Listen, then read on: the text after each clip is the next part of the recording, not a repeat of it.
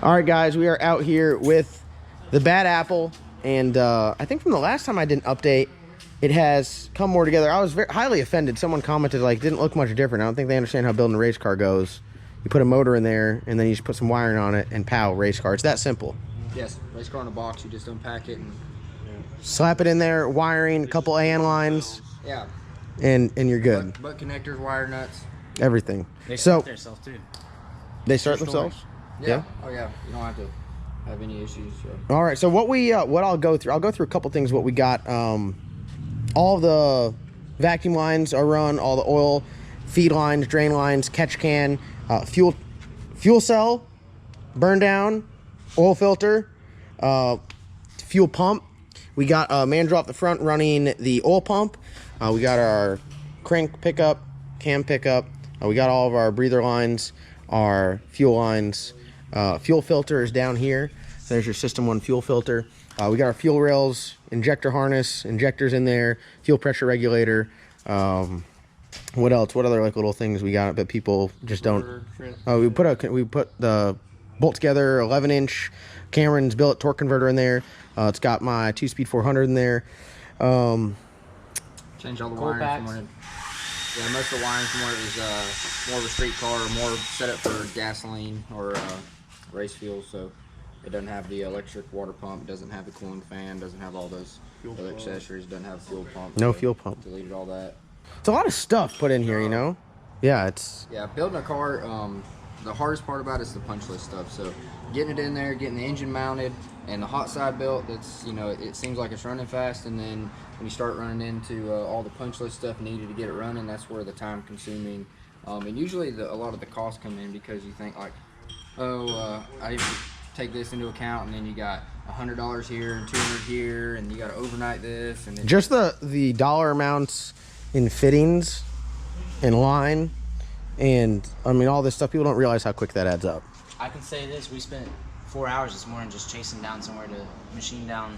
Yeah, I had to machine the drive manual. Custom. That's the big thing too. Is custom stuff that's like you have to like know how to do the things like machine work and stuff like that Custom to get things. They're supposed to be hub centric, and like you just have to like. There's not a partner. There's not like you can't call anyone and be like, hey, I got this badass 2-deck motor in this Mustang, and I'm running this oil pump, and I need this like. I feel like the LS game has kind of ruined that for a lot of people because there are so many bolt-on things. It's modular, so you know everything's the same. You know they have the like Daly's got the pans that have the drive something, everything built right on. And this one, you know, the small block Ford stuff hasn't really progressed that far. So, but everybody usually does the external pumps or internal pumps. But you know, for a race engine, the external pump's the way to go. You can have a lot more oil pressure. You don't have to worry about any kind of oil pressure issues in the 60-foot because usually the pans are scavenged better. Windage is better on an external pump. So there's a lot of drive advantages. shaft. Yeah, you don't have to worry about the oil pump drive shaft. There's just, you know, for a full-blown race car, external pump I think is a lot better setup. It can be done with an internal pump, but He's always talking smack on me with the black sheep. I got my Melling 10355 in there, just plugging along, dropping oil pressure the whole way down track. Yeah, they can cavitate. The spur style pumps, you know, they don't cavitate as much as the corroder pumps. So there's advantages and disadvantages. Cost is one of the disadvantages, but I think the biggest thing too is like if you have an external pump, you can have a fuel pump drive on the back and you can clean everything up. So there's a lot of advantages. But so we're there. We got everything ready. We got our smart coils on there. We have these awesome Maven mounts, which I don't think I've talked about. They make a bunch of different mounting solutions, whether it's for turbos or whatever. But these are their smart coil brackets and Titanium mount. Yeah, titanium. So they're nice and lightweight on this all steel, all glass car. But yeah, I mean, other than that, I think Jess said it's ready to fire up. I was on the phone all morning. Y'all are like, hey, let's fire this thing up, and now we're here. Late pretty much. Had a late night last night and late night every night. It's been 2 o'clock nights here all week. So, trying to get it knocked out, but we got it to briefly fire. So we've been just kind of going through and checking everything over. Once we had oil pressure, make sure there's no leaks, no fuel leaks. And do I have a video? Ben was standing over here firing the car up, and you were over here working the throttle. And were you banging on the fender with a wrench? I was. Yeah. That was quick. How quick did you shut it off? I seemed really quick. I felt like it was quick. Ben turned as white as that RJS sign behind him. He was like, Literally, we're all standing back here. We're like, he's about to do it, and Matt's under there, and Ben's in there like, and he goes, oh my God. Little late night humor helps the night go by.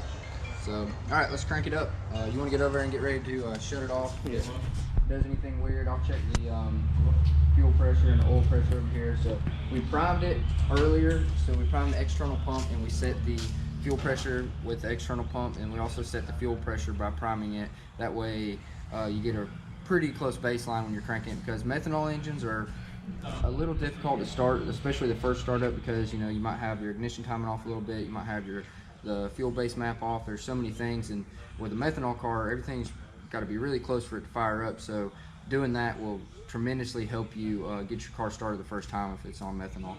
Now, as far as priming stuff, like, are you priming this with air with this little? No, so with a clear view, what it'll do is when you pressurize with air, it pushes all the oil through here, and you can see any debris in the filter. So the advantage for this is whenever you make a run, you can look down there and you can instantly inspect the condition of the oil, and if you see any bearing material. So if you look down in there and you saw like, oh man, there's a bunch of bearing material in there, you wouldn't want to make any more runs, where traditionally you'd have to take a filter apart, cut it apart. Yep. And anybody that has a race engine, they should be cutting their filter apart, because you can Really? Oh yeah, every time you change the oil.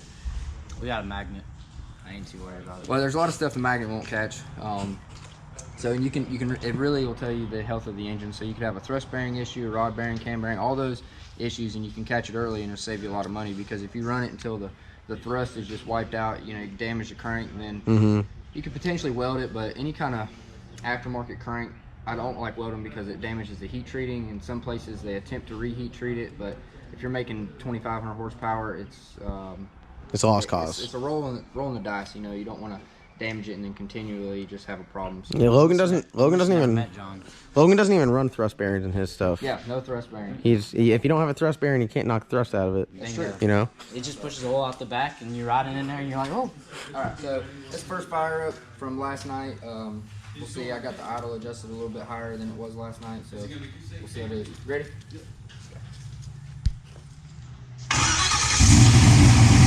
That's quick.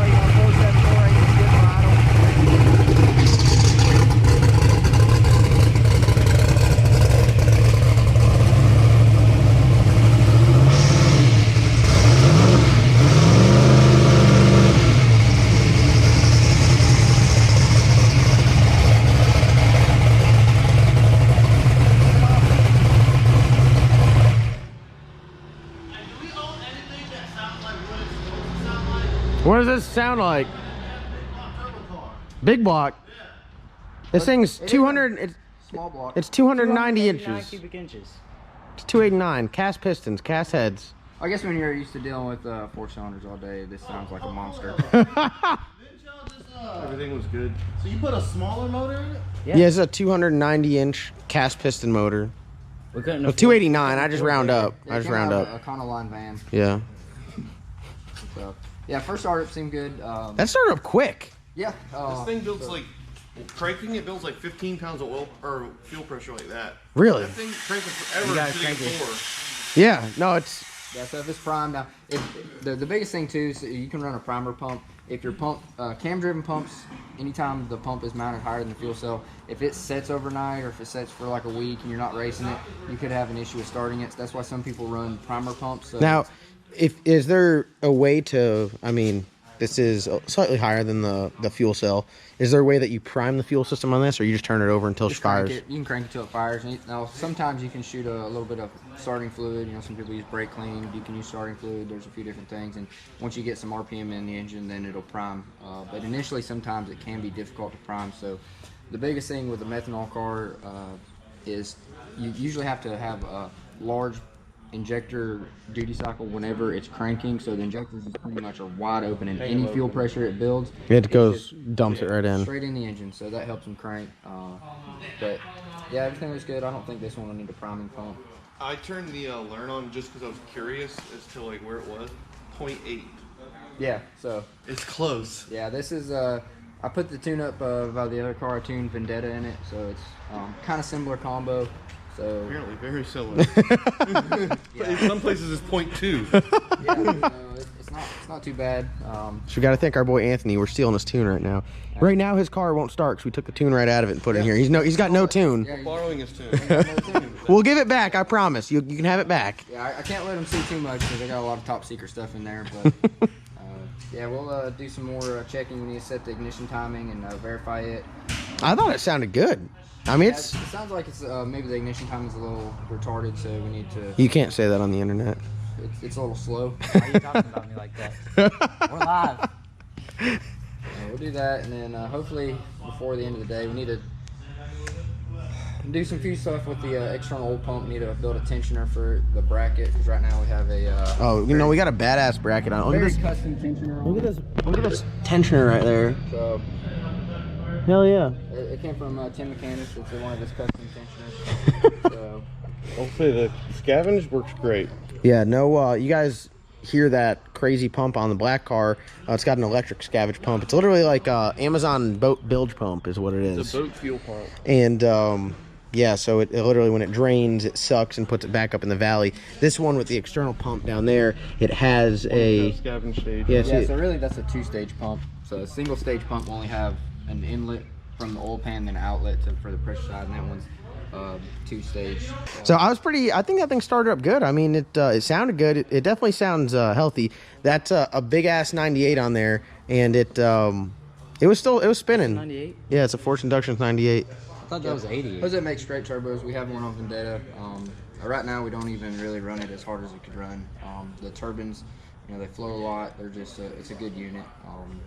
If you're looking to make a lot of power and go fast, that's it. And it's also not about just how much power the turbo can make. You get some that, there might be another turbo that could make potentially more power, but it's how fast you can bring it in. The 118. Are you talking about the 118? God, you're just always throwing shade everywhere. I don't even own one. And The 118s are great turbos. They have their place on a small displacement engine, which I consider this smaller displacement. If you had a 500-inch big block, that's starting to get into the sweet spot. But the other ones, you can't get the boost in fast enough. So you would do like say a 1.2 ramp or a 1 second ramp, and it just, no matter what you did, you couldn't get it there fast enough. But out the back, those things generally they have great move. back split. I mean, they make a ton of power out the back, so they both have their advantages. And I feel like the 98 is a pretty good, You can make a lot of power with this. You can run a lot of the classes like limited 28s, LDR, some of the other ones. So I think this turbo on this car will just be absolutely perfect. It'll make a ton of power. It'll probably be to the point where you won't have to run it to its maximum efficiency. You'll be able to bring it down, because the biggest thing is we're going to try to get after it in the front half, good 60, good 330, and not really worry about the back split too much, because If you can get there quicker, you don't have to lay so much heat on the back. Yeah, the front half of the track is where the race is run, because there's so many problems with running it hard out the back. It's a lot harder on the engine. It's hard to pick up time in the back. You can have an amazing back split, and you can have a poor ET. So there's a lot of advantages to try. We're gonna be going for it in the 60. I got some new tires for it, because those tires are clapped out. Not making my mistake. We need some new tires for the front. Do we? I think we have it. We actually have a set here. They're 15s. Yeah, we do have a set. Yeah. Yo, why do we have like 27 sets of pros? Because there's a national shortage on pros, so Because you created it. we got 5 sets here. It would look so much sportier. If you need one, we'll bring one set to the with track some at new a front time. tires. You don't like the mud tires? That's for street drive. They're a little you know heavy. those- They're a little those heavy. radials? This is a steel belted radial, and We need- probably an H load rating. If anyone's out there that's got spindle mount Mustang 17-inch front wheels, let me know, because those 15s, they got to go.